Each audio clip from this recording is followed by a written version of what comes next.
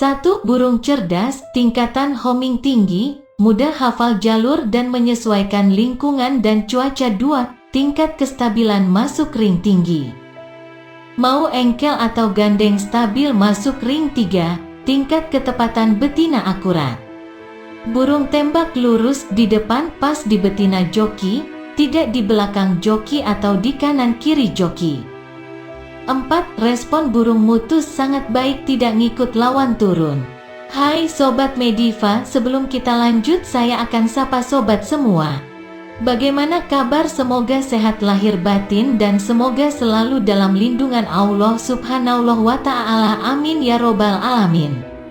5. Mempunyai ritme di cece terbangnya, selalu memimpin terbangnya. 6. Cece burung saat turun seimbang, stud atas langsung jatuh saat digeber, nyuri start saat awal turun, stud tenggah panjang dan tidak goyang saat membelah angin. Stud 3. Tembak lurus sekencang-kencangnya saat masuk ke betina, mampu mengontrol kecepatannya, tidak asal dor-tor yang mengakibatkan burung cedera. 7. Mempunyai karakter kuat untuk jalurnya. Tingkat ketinggian terbangnya stabil, tidak ngikut gaya lawan gandeng. Menutup pergerakan lawan saat terbang maupun turun. 8. Mempunyai katurangan yang memenuhi syarat dari bulu dotlar, tulangan, mata dan lainnya. 9. Burung mempunyai tenaga yang bagus berkali-berkali terbangan, tidak menunjukkan tenaga yang mudah ngedrop. Proses pelatihan awal mempengaruhi tenaga burung saat sudah jadi. 10. Burung mudah dikendalikan joki, tidak terlalu agresif. Bersifat tenang walaupun saat giring keras. Itu pertanda burung tidak hanya fokus ke geberan betina saja tapi bisa membagi konsentrasi antara geberan betina, ring kolong and joki geber. Tips latih piikan yang studnya langsung kenceng, biasakan geberan letakkan cewek di depan, jangan di samping, harus diusahakan latih remnya. Burung jantan harus jatuh di depan cewekan.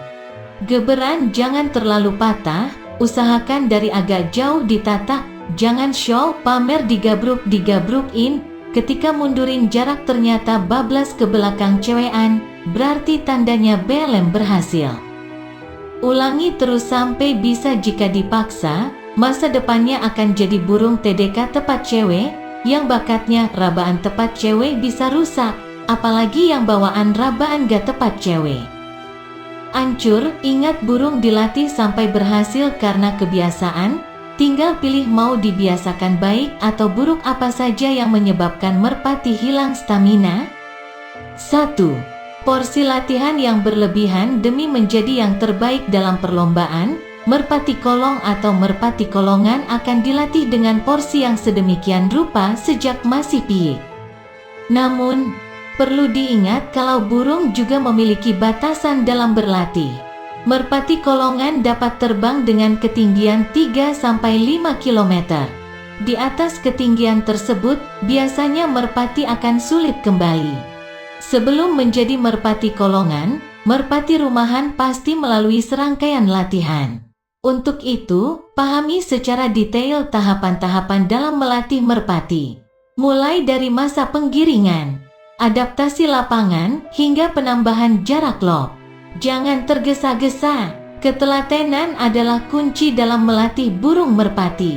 Oleh sebab itu, hindari latihan yang berlebihan. 2. Asal-asalan dalam merawat merpati. Hasil yang terbaik tidak mungkin didapat dengan cara sembarangan. Sama halnya merpati yang memiliki stamina prima dan langganan juara. Merawat merpati kolongan tidak boleh sembarangan. Makanan, suplemen, kandang, porsi latihan benar-benar harus diperhatikan dan disesuaikan. Contohnya adalah dengan menjemur merpati secara berkala untuk meminimalisir resiko terkena penyakit dan memperkuat tulang. Perlu kesabaran dan perhatian yang ekstra dalam merawat hewan piaraan yang satu ini. 3. Pemberian pakan yang kurang baik penyebab burung merpati hilang stamina. Yang selanjutnya adalah pemberian pakan yang kurang baik. Atasi dengan memberikan pakan yang sehat dan berkualitas. Jenis pakan yang kurang baik tentu akan berpengaruh pada tingkat stamina burung merpati. Sobat Mediva bisa menambahkan pelet merpati sesuai takaran yang disarankan sebagai tambahan nutrisi. Jangan lupa untuk selalu memilih biji-bijian, kacang-kacangan, serta sayur dan buah yang berkualitas bagi pakan burung merpati. 4. Faktor usia. Walau burung merpati termasuk satwa yang memiliki umur relatif panjang, tingkat staminanya tentu akan berpengaruh seiring pertambahan umur.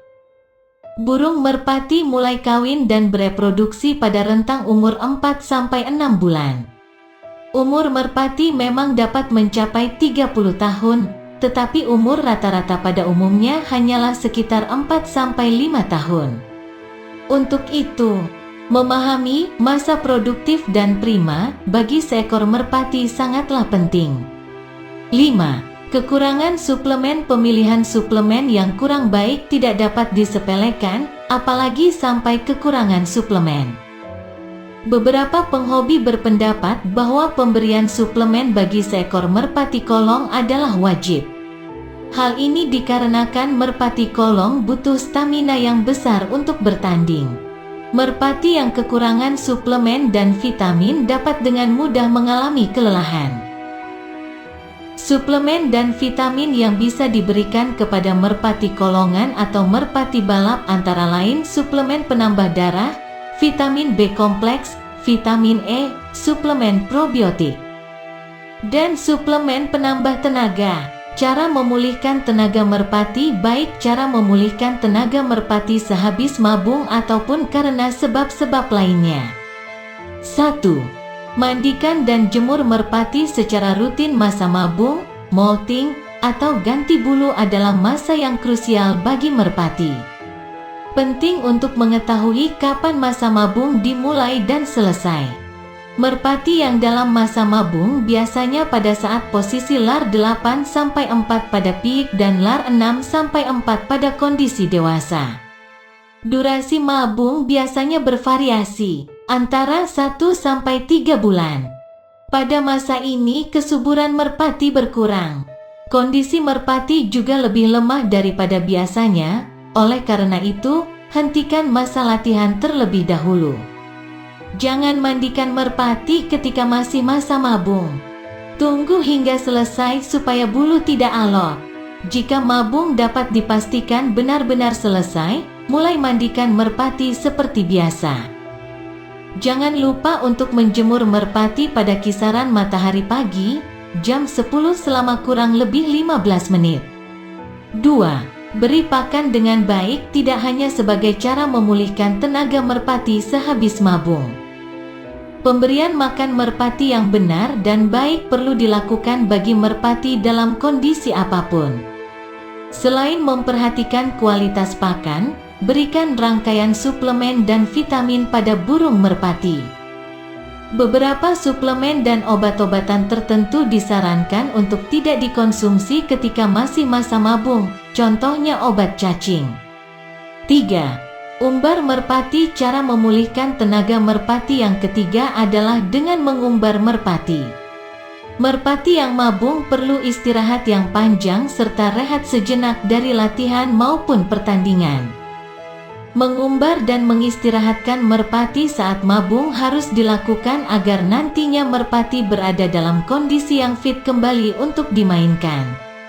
4. Berikan beberapa suplemen herbal. Telah disebutkan beberapa kali bahwa konsumsi suplemen, terutama bagi burung merpati kolong, adalah hal yang penting. Terdapat banyak suplemen yang beredar di pasaran dengan berbagai macam pilihan dan kualitas. Pilihlah suplemen-suplemen herbal atau jamu bagi merpati untuk menunjang nutrisinya. Jamu dari kunyit, jahe, rumput teki, dan temulawak bisa dijadikan alternatif daripada suplemen kimia. Keduanya tentu memiliki efek samping masing-masing.